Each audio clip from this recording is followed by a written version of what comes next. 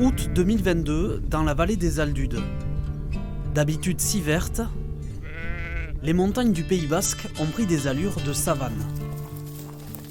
On va dire que c'est du jamais vu en termes de sécheresse. Ikusten duzin bezala, denak egeak dira, ondoan gainean, eta ura xubur, eta... Sur la montagne Hollandoy à Saint-Étienne-de-Baïgorry, les brebis amenées en transhumance n'ont quasiment plus rien à manger. Gileatai dira, kurri abiatea dira, baskat freskoan txeka, urare ez dute beti ura eraten, eta beharkotu sartu, ikase hastema dira gero ilaurzen. Et à quelques kilomètres de là, même constat sur les hauteurs du Repel, où les sources sont pratiquement taries. Les périodes critiques, d'habitude, c'est en septembre-octobre. Mais là, je dirais qu'on a déjà 2 mois d'avance. Là, il va y avoir de gros soucis, parce qu'on a énormément de bétail qui transhume. La vallée des Aldudes a particulièrement souffert d'une sécheresse exceptionnelle. Pas un record, mais l'épisode a été beaucoup plus précoce que les années précédentes, avec une pluviométrie en déficit de 30% depuis le printemps. L'été 2022 est en revanche le plus chaud jamais enregistré au Pays Basque, avec des moyennes de température maximale entre 2 et 4 degrés au-dessus de la normale. Aucun secteur n'est épargné, du piment d'Espelette au vignoble d'Irouléguy, où les pertes estimées vont de 40 à 70% en fonction des domaines. Sur des sols faibles, la vigne n'a plus de feuilles aujourd'hui et donc elle ne va pas faire mûrir ses grappes. Une année compliquée donc, mais pour certains, le pire pourrait être à venir, en particulier dans l'élevage. 7 h du matin à la ferme Péouchkinia à Espelette. Producteur de piments, Thierry est aussi à la tête d'une 50aine de blondes d'Aquitaine qui à ce moment de l'année devraient normalement pâturer dehors.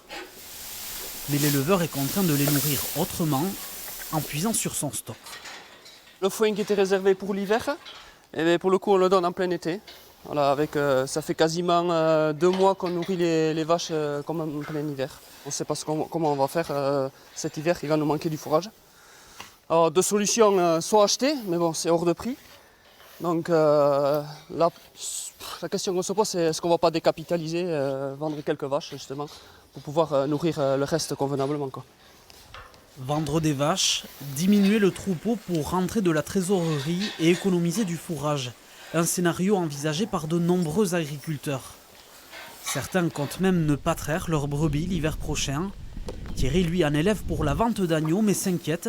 Il a dû en redescendre de la montagne d'Espelette la veille. Là, on a été obligé de descendre quasiment avec 2 mois d'avance une partie des brebis qui était trop faible, quoi. On le voit, elles sont plus maigres, on les a descendues plus maigres. On a un souci aussi, c'est elles prennent le bélier à la montagne. Cette année, c'est vrai qu'on n'a pas eu de gros pics de lutte. Donc on se pose la question si elles ont pris le bélier, si elles sont pleines ou si elles sont vides. Donc d'ici un mois, on va les échographier pour voir. Parmi les sources d'alimentation principales du bétail, le maïs. Éleveur à Béasque, près de Saint-Palais, Olivier en cultive 12 hectares pour la consommation de ses vaches. Mais là aussi... T'as ensilé quand, cette partie-là? J'ai ensilé il y a 10 jours à peu près. D'habitude, j'ai ensilé toujours autour du 15 septembre. Que ce soit sous forme d'ensilage ou en grains, les rendements sont moindres, avec une nette différence entre les parties irriguées et non irriguées. Donc il y a des plantes comme ça qui ont des grains, il y en a carrément qui n'ont pas d'épis. Et ça, là où c'est irrigué, il n'y a pas photo. Sur le rendement, il y a 3 fois plus de vin. La coopérative Lourberie estime la baisse de production de maïs entre 35 et 40% dans le Grand Sud-Ouest et a d'ores et déjà réfléchi à des solutions pour ses adhérents.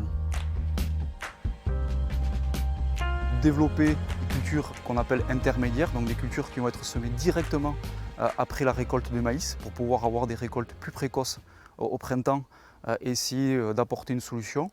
Donc au niveau de la coopérative Lourberie, on a sélectionné des espèces adaptées à cette pratique et on sera en capacité de fournir les agriculteurs.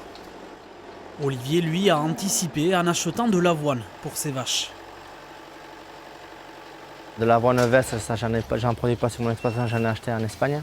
Et toute la paille aussi, je l'ai acheté en Espagne. J'ai acheté beaucoup plus de fourrage que d'habitude. L'avoine veste, c'est vraiment content d'en avoir parce qu'ils ont été dévalisés. Il y a sécheresse partout en Espagne, en France.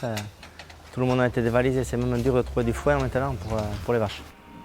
Car la sécheresse a aggravé la flambée des prix constatée depuis le début de la guerre en Ukraine. En un an, le maïs grain et les foins de luzerne ont par exemple augmenté d'environ 100 € la tonne, soit 30% de hausse. Les éleveurs redoutent désormais que les aliments fassent l'objet d'une spéculation. Fin août, la Chambre d'agriculture des Pyrénées-Atlantiques réunit l'ensemble des acteurs du secteur pour demander au pouvoir public un plan de soutien national d'urgence. Il faut absolument qu'on conserve notre potentiel de production. Et ce potentiel de production est mis à mal aujourd'hui. L'objectif, ce n'est pas d'aller chercher des aides d'État.